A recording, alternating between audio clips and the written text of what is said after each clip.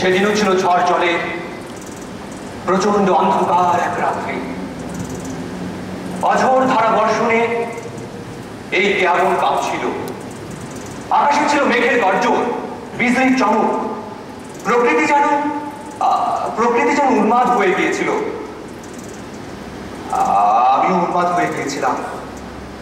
আমার ধমনীতে ধমনীতে শিরায় শিরায় রক্তপ্রবাহ টকবক করে ফুটে উঠছিল।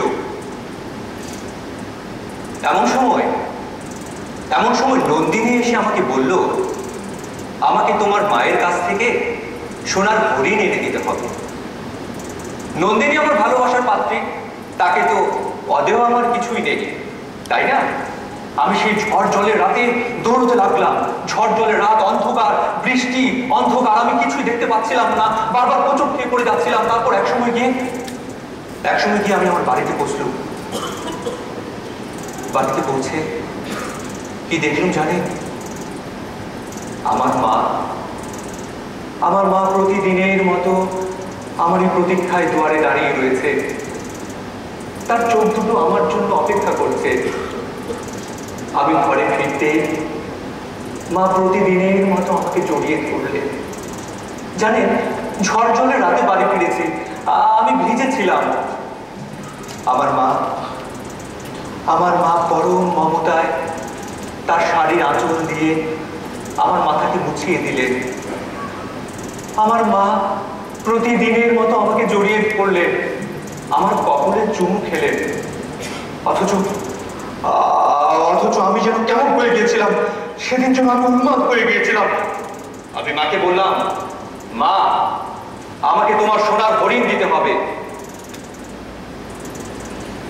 মার স্থির অচঞ্চল দৃষ্টি, কোনো কথা বলছেন না, আমার থেকে তাকিয়ে রইলেন। ওই মায়াবী দুটি চোখ যেন কি বলছিল। তারপর কেমন যেন একটা ভৌতিক স্বরে আমাকে বললেন, খোকা, সোনার হরিণ নিবি? সে তো আমার হৃৎপিণ্ডে লুকিয়ে আছে। তুই আমার হৃৎপিণ্ডটা ফেরে সোনার হরিণটা বের করে নিয়ে যা। জানেন, আমি যেন সেদিন কেমন হয়ে গিয়েছিলাম। আমি পশু হয়ে গিয়েছিলাম। আমাকে কোনো কিছু স্পর্শ করলো না। আমি এক দৌড়ে ছুটে গেলাম আমার ঘরের কাছে। বালিশের নিচ থেকে টান দিয়ে ছুরি ফেলা বের করলাম। ক্ষুধার্ত শার্দুলের মতো মায়ের বুকের উপর ঝাঁপিয়ে পড়লাম। এক আঘাতে মায়ের বুকে ছুরিটা ঢুকিয়ে দিলাম।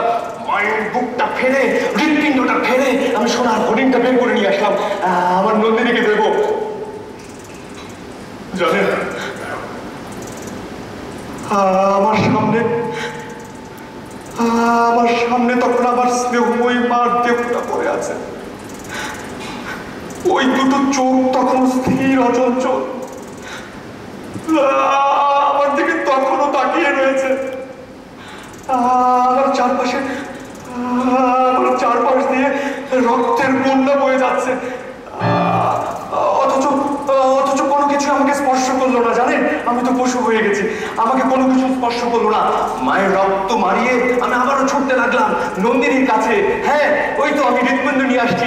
অন্ধকার রাত্রে আমি কিছুই দেখতে পাচ্ছিলাম না। হঠাৎ হোঁচট খেয়ে পড়ে গেলাম। মায়ের হৃৎপিণ্ডটা আমার হাত থেকে পড়ে গেল। জানেন, ওই হৃৎপিণ্ডটা তখন বলে উঠল,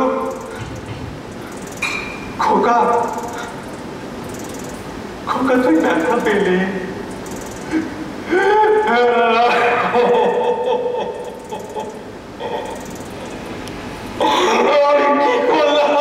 আমি কি করলাম?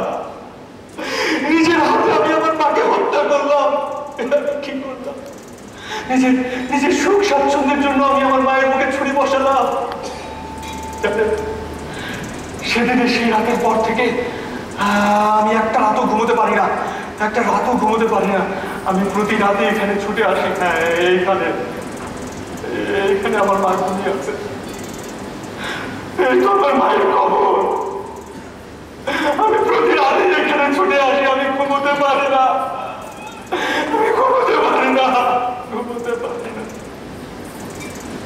মা,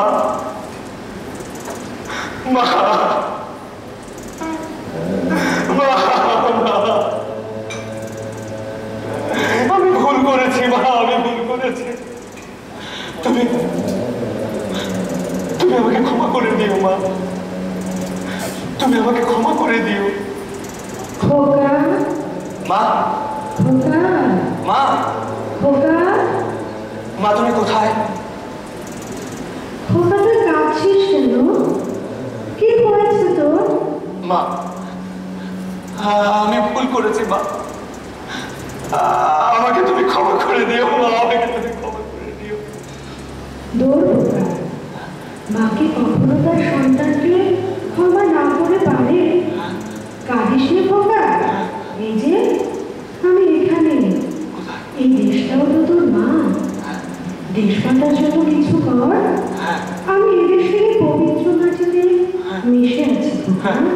হ্যাঁ মা, হ্যাঁ, হ্যাঁ মা, হ্যাঁ, এই দেশটাও তো আমার মা, এই দেশটাও আমার মা, এই দেশটাও তো আমার মা, জননী জন্মভূমি। হ্যাঁ, আমি তোমাকে ভালোবাসি মা, এই স্বদেশ মাতা, আমি তোমাকে ভালোবাসি, আমরা তোমাকে ভালোবাসি। কিন্তু কিন্তু আমার অনুরোধ, আমার মতো আপনারা ভুল করবেন না, নিজের স্বার্থের জন্য মায়ের বুকে ছুরি চালাবেন না। আমরা আমরা এমন কিছু করবো না যেন আমাদের দেশের ক্ষতি পায়, দেশের অকল্যাণ পায়।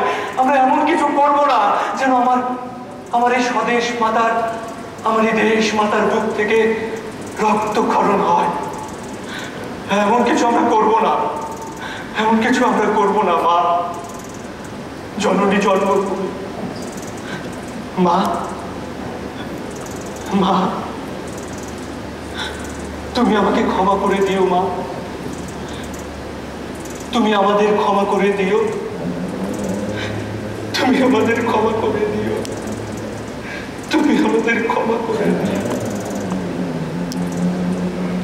ও আমার দেশের মাটি, তোমার পরে ঠেকা